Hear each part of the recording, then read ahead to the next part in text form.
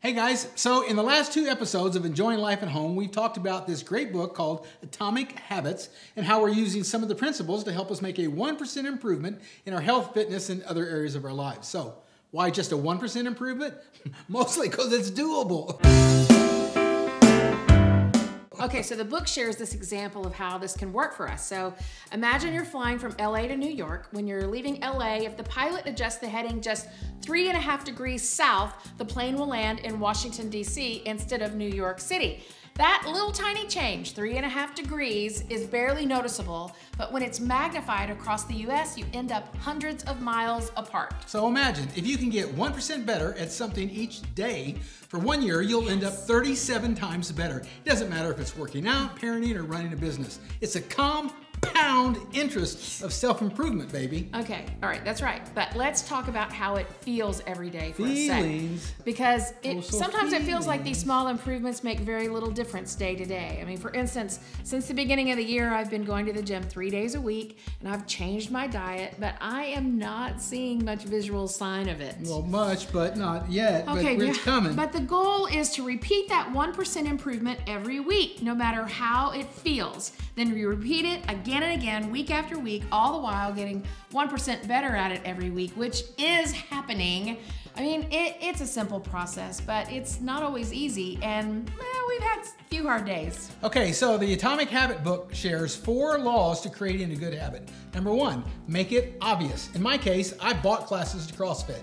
If I've already paid for these classes, it's obvious I'm more likely to attend. Number 2, make it attractive. It's the expectation of a rewarding experience that motivates us to act in the first place. So instead of working out by ourselves, we've joined a group of like-minded people to help make it more attractive and help us stay motivated.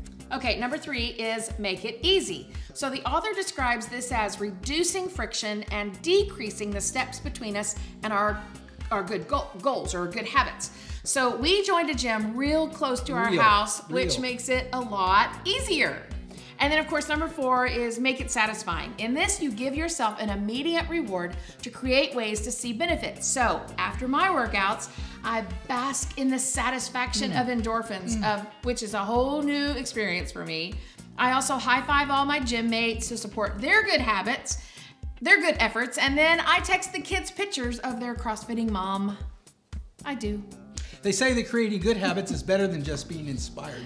Good habits are more dependable and will sustain us whether we're inspired or not. It's the persistence in practice, I guess. So how's it going for you? For the personal goals you're reaching for, are you improving by 1%?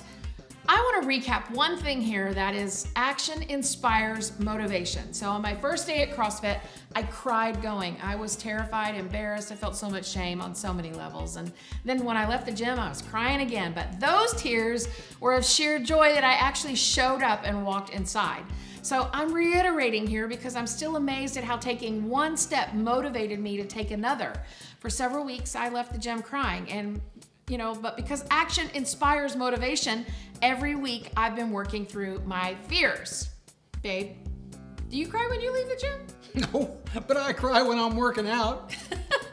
What are you doing? I saved my tears. You can see how much I've been crying. Come on. How much I've been working out. Hey, thanks for watching. Email us. Let us know what you're improving by 1%. We'd really like to know. Until next time, we're Mike and Tina Keil. And this is our show about enjoying life at home. Oh, babe. Enough. Paybacks for the Christmas show. See ya.